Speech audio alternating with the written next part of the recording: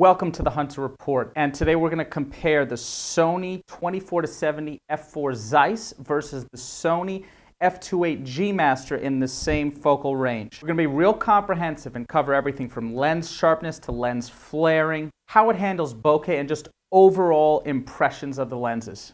So let's get right into it, and let's start out with just the appearance of the lens. So you'll see the first thing on the GMaster, it's bigger. Sony f4 is a nice usable weight of 1 pound, and the GMaster weighs in at 2 pounds. This is completely in line with other f2.8 zooms on Canon and Nikon, so no surprises there. The 24-70 has zoom ring and manual focus ring, same on the GMaster, but the GMaster has two important differences. It has a manual autofocus to manual focus switch, and it has a button here which is customizable in the Sony menu, and you can do things like eye autofocus or whatever you want. Now let's talk about lens weight and usability. The Zeiss is a pound. It's reasonably usable for both photo and video. This is the Sony a7S II, fantastic for video, but also great for photos. And it's well balanced, even with Sony's small camera bodies. This is the GMaster, and coming in at 2 pounds, with Sony's small camera body,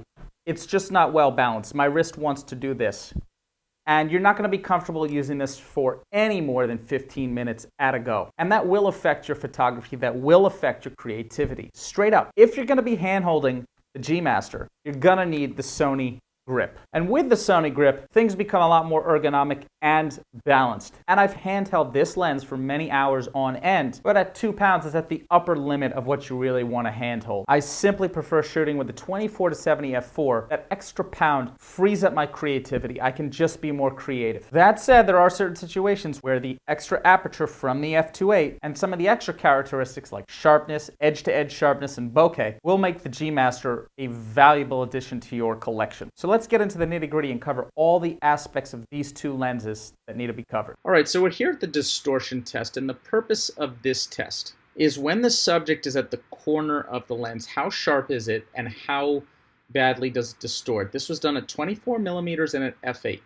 And I like to shoot in this setup a lot. You know, it's a nice way to frame a subject, especially if there's, you know, good lighting on the subject, and like if it's an audience and there's like a performer on stage, like Mr. Bumblebee here, and the rest of the frame is an audience. It's a nice way that I like to shoot, and I notice that there's a lot of difference. Now let me zoom in and stop blabbing. Let's just really take a look, and I think you can clearly see the difference. This is at 1:1, but let's go to 2:1. Look at the difference in sharpness. I mean, this is pretty dramatic. How well the GMaster retains edge-to-edge sharpness. Look at that, f8, same over there, f8, exact same settings, exact same tripod position. 99% identical lens position. Look at that, we zoom out to 1:1. So the science is pretty clear here. And the edge-to-edge sharpness on the GMaster, wow, 24 millimeters, big difference. And guess what, guys? This is what I was talking about. DxOMark does not show this, so either their test is wrong or my lens is wrong, but there's an issue here, but I'm pretty sure the most simple explanation is true according to Occam's razor, which is that the GMaster is simply sharper on the edge-to-edge, and this makes a huge difference. All right, we're here at 24 millimeters. We have the GMaster on the left. You can see right down here from the lens info, and we have the Zeiss f4 on the right. You could see from the eyeball patterns here that the camera was in the same position. It wasn't 100% accurate, but it was like 93%, and in some of the other photos it was pretty much spot on. There's like a slight size difference between the lenses, and I don't know why. You know, at 24 millimeters you're zoomed all the way out. If somebody can maybe explain to that, and maybe we need to do a more rigorous test. A slight size difference even though we're exactly at 24 millimeters. I haven't color corrected these, obviously slight color differences. You can see the blue, and we're at 4800 Kelvin on both yet. So that's actually quite interesting. I think there are just simply different color, rendering qualities of each lens. All right, so let's go ahead and zoom to the 2:1, and let's start looking for some differences. Again, we're at the f4 on the right here, and look at the let's go 3:1. if we look here, we can clearly see less detail here, just a slight bit more detail right here on the corner of the mouth. That's about it. Let's go ahead to the next focal length. And the focal point was definitely the same on both of these. I believe I focused on the nose. And you can see very similar lighting pattern within each eyeball, which is the real indicator for how well it was lined up. The tripod was definitely in the same spot. So Zeiss f2.8 on the right, and to me, there's a real difference here. We're 35 millimeters. And just look at this guy right here, this sort of crown of the tiara. And if you look at it here, you can see some definite sharpness differences. More sharpness on the f2.8. Let's go ahead and zoom in once more, and let's just line it up a little bit better. It's honestly more apparent at the 2-to-1 zoom. Like, it just feels sharper. And then look right here at this little pattern here. If you look here, it's sort of blurry here, and it's just a little crisper and sharper right here on the GMaster. Again, exact same focal point and extremely close lens positioning. I will try and get better at that, and I did improve upon that as we go into the later tests. And again, look here at the corner of the mouth, it's really, really clear. As we move away from the center of the lens, the edge-to-edge sharpness, it's just superior in the f2.8. Look at that, nice and crisp at the corner, and pretty blurry here on the Zeiss. Again, look at that. We're exact same focal point, which is the nose. Okay, and it's really, really clear here. Look at that, like the fuzz here, just not as sharp. We're at f8 here, and I don't have the kind of setup that DxO Mark has.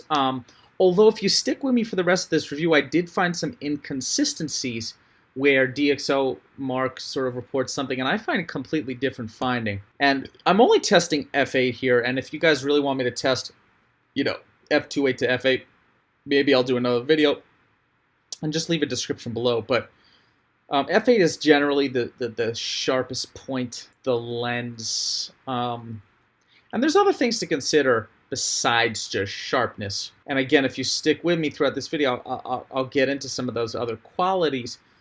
To me, things are important, like the lens flaring and how well the lens handles light stars, and just the quality of the bokeh too. So stick with me, but let's go ahead and move on out from 35 millimeters and head on up to 50. All right, so now we're at 51 millimeters, and I managed to get the lens positioning much closer on this, and we can really confirm that, as always, by taking a look at the light patterns. And you see the light here is, very identical light setups, and the positioning is really, really good on this particular shot. Let's go ahead and zoom in here, 50 millimeters f8.0.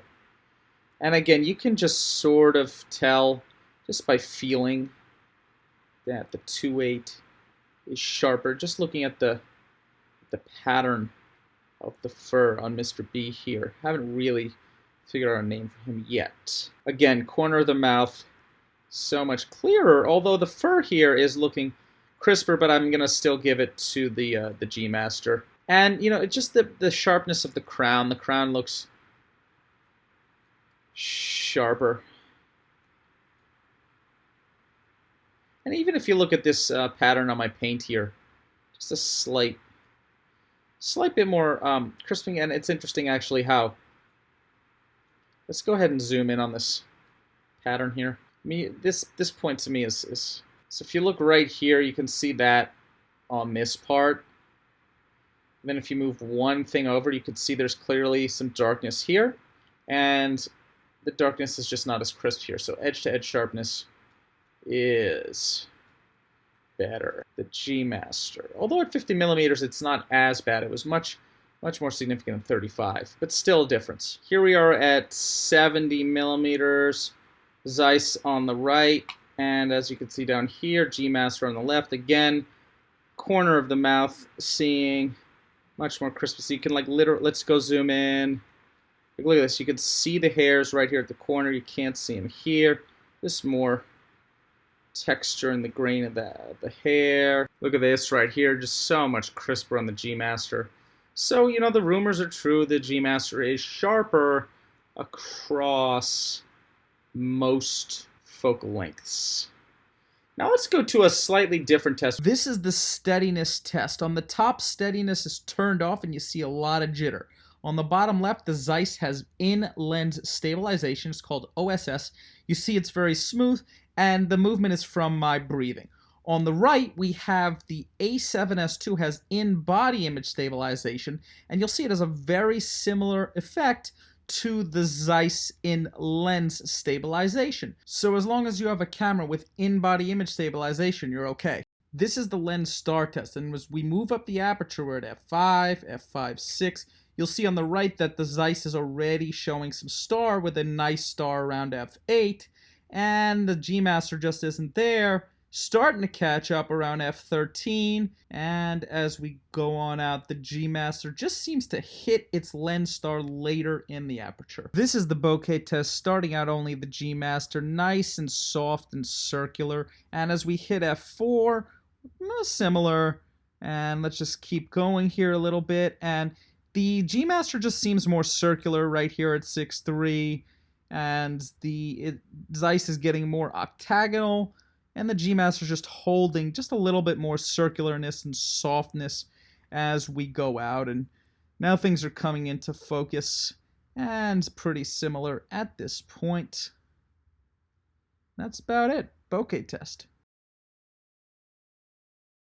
And the Sony GMaster lens flare test. It just seems that the lens flares are better on the GMaster. So the data's in.